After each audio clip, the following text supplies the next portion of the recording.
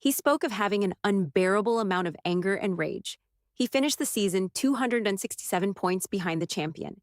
He went an entire year without a single podium. And Drive to Survive Season 8, the show that is supposed to explain all of it, barely shows up to tell his story. This is the full Hamilton breakdown that Season 8 did not give you. Every detail, every moment, every reason why the greatest driver of his generation had the worst year of his career, and why the show that should have documented it was looking the other way. Let's get into it. Here is what we are covering today. First, the full story of Hamilton's final season at Mercedes, because that context is the key to understanding everything that happened in 2025 at Ferrari. Second, what Drive to Survive. Season 8 actually shows about Hamilton, what it completely misses, and the one unguarded moment that made it into the edit that tells you more than any sit-down interview could have. Third, the Ferrari nightmare by the numbers and what actually went wrong, mechanically and psychologically. And fourth, my hottest takes about Hamilton's 2025 season, what it means for 2026, and whether Drive to Survive Season 8 let down the biggest story in Formula One. New here. Welcome. The 2026 Australian Grand Prix is March 8th, and we are covering every race weekend this season. Subscribe and hit the bell. Let's go. All right. Before we talk about what Drive to Survive Season 8 does and does not show us about Hamilton at Ferrari, we need to go back 1 year. Because Hamilton's 2025 Ferrari nightmare did not begin at Ferrari. It began at Mercedes, in his final season there. And the emotional weight of that departure is the foundation of everything that followed. 2024 was Lewis Hamilton's 12th and final season at Mercedes, the team he joined in 2013, the team he won 6 of his 7 world championships with, the team that became the most dominant in Formula One history, in large part because of the partnership between Hamilton and the engineers, strategists, and team principal Toto Wolff, who built something together that the sport had never seen before. He announced his Ferrari move in February 2024. And from that moment, for the rest of that season, every race carried a weight that normal race weekends do not carry, the finality of it. The knowledge that each circuit might be the last time he drives into a garage that has been home for over a decade. The complicated emotions of leaving something you love for something you want more. That 2024 season at Mercedes was not his best. The car was not competitive enough for titles.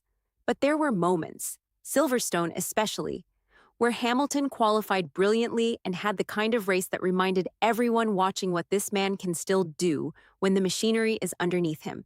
And then Abu Dhabi 2024, his final race at Mercedes. He finished the race and climbed out of the car. And the farewell was quiet and emotional and private in the way that farewells between people who have built something extraordinary together tend to be. He said his goodbyes. He closed the chapter. And he walked into Maranello carrying everything that chapter meant. All the weight of it, all the expectation of it, all the hunger to win an 8th title that has driven every decision of his career since 2021. And then 2025 started. And it became apparent very quickly that something was wrong. The Ferrari SF25 was a fundamentally different car from anything Hamilton had driven before. Not just different from Mercedes, different from anything in his 20 years of Formula One experience. The balance was wrong for his driving style, the way the car responded to inputs, the way it behaved in the corners, the way it distributed load. All of it required a complete re-education of driving instincts that Hamilton had been developing and refining since he was a teenager in karting. And here's the thing about driving instincts at the highest level of motorsport. They are not a conscious choice. They are muscle memory built over hundreds of thousands of kilometers. They are reflexes. And reflexes do not change because you sign a contract with a new team and move to Maranello. Hamilton himself said it best. And this is a quote from his media appearances across the 2025 season that Drive to Survive does not fully explore. He said the process of learning the Ferrari was like trying to rewrite something that has been written into your nervous system. Not your mind, your body. Charles Leclerc, Hamilton's teammate at Ferrari, was in his 6th season with the team by 2025. He knows the SF25's behavior in a way that comes from years of accumulated knowledge. He knows where the car will understeer. He knows which corners require which specific inputs. He has built a relationship with the machinery that Hamilton was starting from scratch at 40 years old. Leclerc scored 274 points in 2025. Hamilton scored 156. That gap is not talent. That gap is familiarity. That gap is what it costs to start over at the highest level of the sport you have spent your entire life mastering. And 0 podiums for the entire year for Lewis Hamilton, the man who has 105 Grand Prix wins, the man who was on the podium in 197 races across his career, 0 in 2025. That number is genuinely hard to comprehend. Can you believe that? 105 wins, 0 podiums in 2025. The statistical reality of how badly the SF25 mismatched with Hamilton's driving style is almost impossible to fully absorb. Okay, now let's talk about what Drive to Survive Season 8 actually does with this story. The honest answer, confirmed by multiple reviewers and by watching the season, is not much. Hamilton is one of 3 drivers who did not sit down for a formal interview with Drive to Survive producers for Season 8. Max Verstappen and Fernando Alonso are the other 2, which means the most compelling individual story of the entire 2025 season, a 7-time world champion having the worst year of his career at the most glamorous team in Formula One, exists in Season 8 only through the footage that cameras captured in unguarded moments. GP fans reviewed all 8 episodes and put it perfectly.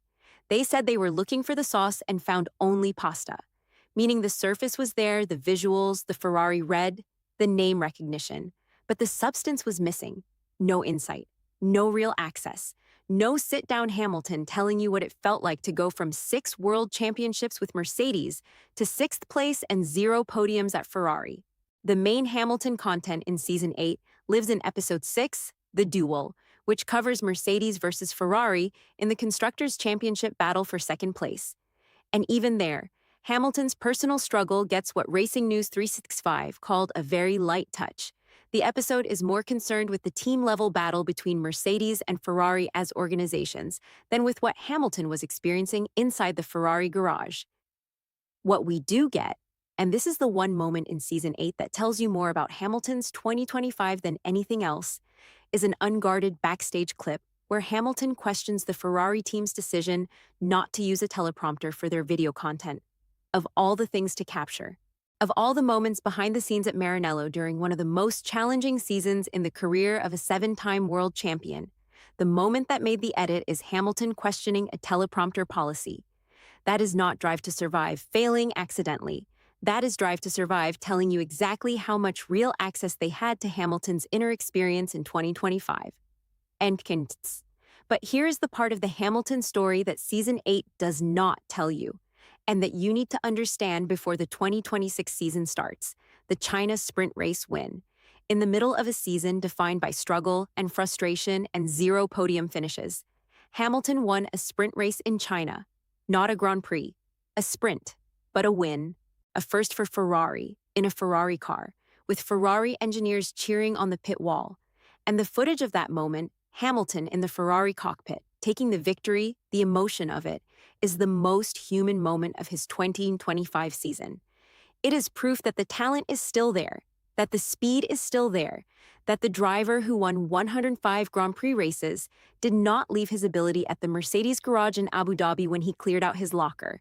It is also proof of exactly what Hamilton has been saying all along, that the process of adapting to the Ferrari requires time, requires patience, requires the team to build the car around his understanding of what he needs. That sprint race win is not in Episode 6 of Drive to Survive. It is mentioned in passing. It deserved its own act. And then there is the George Russell factor, because Season 8 has a specific choice about how to use Russell, and it is genuinely interesting. Russell does not lead any episode. He is not the focus of the Mercedes storyline the way Hamilton was the focus of the Mercedes storyline in previous seasons. Instead, the show uses Russell throughout as a kind of narrator and analyst, a talking head who explains what is happening in the broader game, particularly around Red Bull and Horner. Russell is the person who tells viewers that Helmut Marko played a key role in Horner's exit. He is the person who explains how the Verstappen camp was operating during the Red Bull power struggle. He is the voice the show trusts to explain the paddock politics. And that is an interesting editorial choice. Because Russell is Mercedes. He is Hamilton's replacement.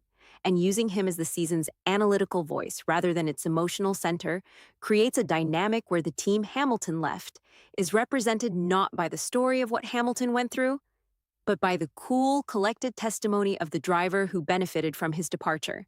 Whether that is intentional or accidental, I genuinely do not know, but it is noticeable. And hot takes, 3 of them. Hot take number 1. Hamilton not giving a sit-down interview for Drive to Survive Season 8 was almost certainly a calculated decision. He knew Season 8 would cover his worst year in Formula One. He knew the narrative would be difficult to control. And he made the choice, explicitly or implicitly, to not give the show the access that would allow them to frame that story in a way he could not approve. That is not a criticism. That is an experienced public figure who has been burned by media narratives before making a strategic information management decision. But the result is a season where the biggest story is only half told. Hot take number 2. Drive to Survive Season 8 is the clearest evidence yet that this show has changed from a documentary into a promotional product. The Hamilton absence is the most obvious symptom, but it is part of a broader pattern. The McLaren controversy glossed over, the Ferrari story softened, the season's most dramatic personal narrative reduced to a teleprompter moment. When the most important stories are the ones the show is least willing to tell honestly, you have crossed a line from journalism to marketing, and Season 8 has crossed it. Hot take number 3, and this is the one I am most committed to. Lewis Hamilton is going to win a race at Ferrari in 2026, not because the car will definitely be better, but because a year of learning that specific machinery, building relationships with those specific engineers, understanding the specific demands of the SF25's replacement, all of that compounds. Hamilton said he had an unbearable amount of anger and rage at the end of 2025. That is not a man who is finished. That is a man who has been humbled by a new challenge for the first time in 15 years and is using that humiliation as fuel. Martin Brundle has already said publicly that a happy Lewis is a fast Lewis. And Hamilton told Ferrari, engineering in the final weeks of the 2025 season, that 2026 is when it begins. I believe him. 2026 is when it begins. Comment below. Do you think Hamilton wins a Grand Prix at Ferrari in 2026, or is the dream already over? I want a yes or no, and I want your reasoning. Because this is the debate that is going to define the next 12 months of Formula One conversation, and I want to have it right here, right now. Let's land this. Hamilton left Mercedes after 12 years and 6 championships, walked into Ferrari carrying the weight of every title he had not yet won there, had the worst statistical season of his career by points, went podiumless for a full calendar year, spoke of unbearable anger, and Drive to Survive. Season 8, the show that was supposed to explain all of it, gave us a teleprompter moment and moved on. The story of Lewis Hamilton at Ferrari is not finished. In fact, it may not have properly started yet. The 2026 season begins at Melbourne on March 8th, and whatever happens at the Australian Grand Prix is going to tell us more about where Hamilton actually is than 8 episodes of Drive to Survive ever could. Drop a like if this breakdown gave you the Hamilton content Season 8 should have given you. Subscribe if you are new. Hit the bell. The Australian GP breakdown is coming March 8th, and that one is going to be essential viewing.